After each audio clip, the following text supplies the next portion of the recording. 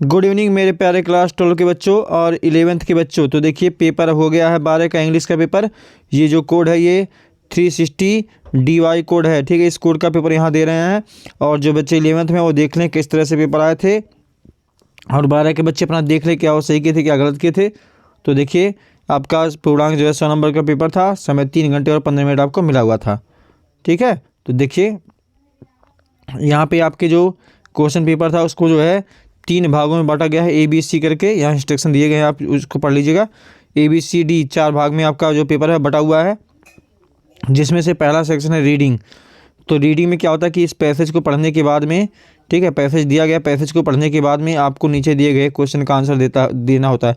जैसे पैसेज हो गया, पैसेज के बाद में यहाँ पे 1 2 3 4 क्वेश्चन ऐसे आएंगे जिनका उत्तर आपको देना रहेगा। फिर उसके बाद में जो 5वां रहेगा उसके 3 क्वेश्चन रहेंगे जो 1 1 नंबर के रहेंगे, ठीक है। जैसे उसमें मीनिंग्स पूछ लेगा कि क्या इसके अपोजिट है या मीनिंग है, ठीक है, इस तरह से रहेगा, ठीक है। ये आया हुआ था। उसके बाद फिर आगे बढ़ते हैं, जो आपका सेक्शन B राइटिंग आएगा। इसमें आपको आर्टिकल लिखना है या रिपोर्ट लिखना है, ठीक है। तो यहाँ आर्टिकल लिखने के लिए आया था, 3 है, 3 में से 1 लिखना है, ठीक है। आर्ट ऑफ ऑर्टरी या एजुकेशनल ट्रिप करके ऐसे जो है आपके 3 है, 3 में से आपको 1 का जो है लिखना था, ठीक है, 100 से 150 वर्ड के बीच में। और तीसरा क्वेश्चन ये था कि हमें लेटर लिखने के लिए, ठीक है। Suppose you are Anand, write a letter to district magistrate of your city requesting him to maintain peace and tranquillity in the district that recently suffered religious classes. तो इस तरह से आप जो है लेटर आया था, इन 2 में से कोई किसी एक पे आप लिख सकते हैं, ठीक है। कंप्लेन लेटर है तो इन दोनों में से आप किसी एक पे लिखेंगे, 10 नंबर का आएगा आपका ये, ठीक है। इसके बाद सेक्शन C ग्रामर। तो ग्रामर से पहले कुछ क्वेश्चन होते हैं MCQ क्वेश्चन। जैसे यहाँ पे आपके 5 क्वेश्चन होंगे जो MCQ रहेंगे, जो 2 2 नंबर के रहेंगे, ये MCQ रहेंगे, ठीक है। A government by official is called, तो इसको कहते हैं ब्यूरोक्रेसी। क्या कहते हैं? ब्यूरोक्रेसी। शायद आप लोग सही किए होंगे। इसके बाद जो है फ्रेज इन सेट इन, तो ये एक फ्रेज दिया रहेगा, तो सेट इन मतलब होता है बिगिन करना है, शुरुआत करना, टू बिगिन हो जाएगा, ठीक है।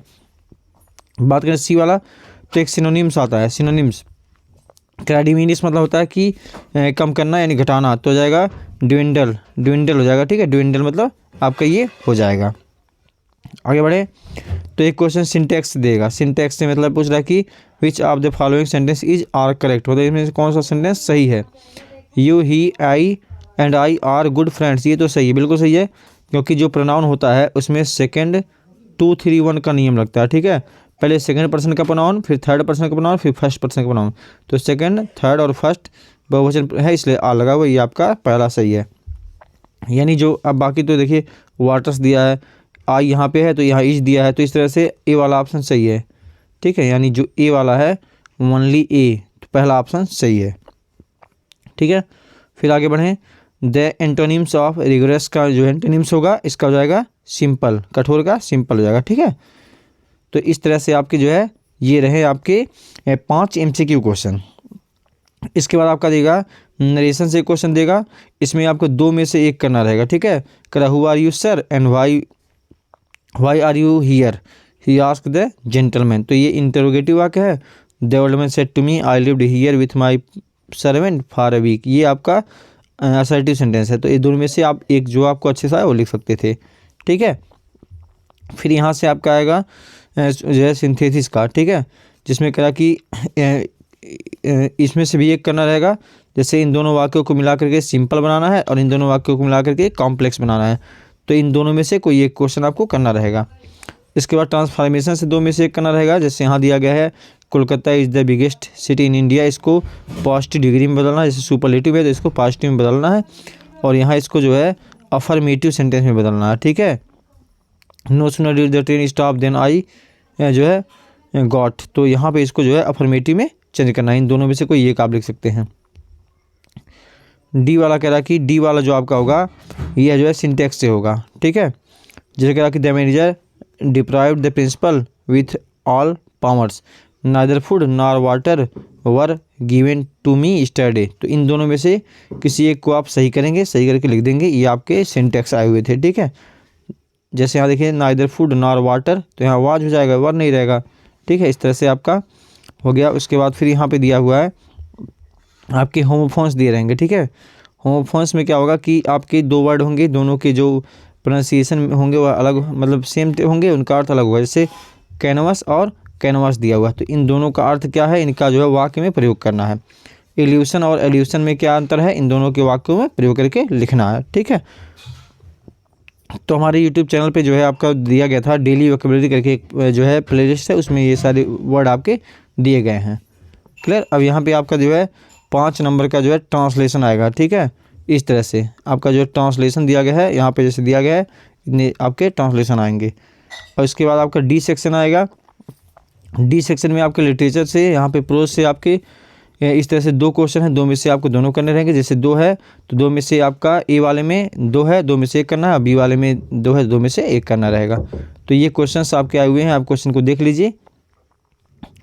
फिर उसके बाद जो है आपका लॉन्ग आंसर में भी आएगा, 2 में से 1 करना रहेगा। ठीक है, एक क्वेश्चन यहाँ पे है, एक क्वेश्चन ये है, इन दोनों में से 1 करना रहेगा आपको। ठीक है, 7 नंबर का ये आता है।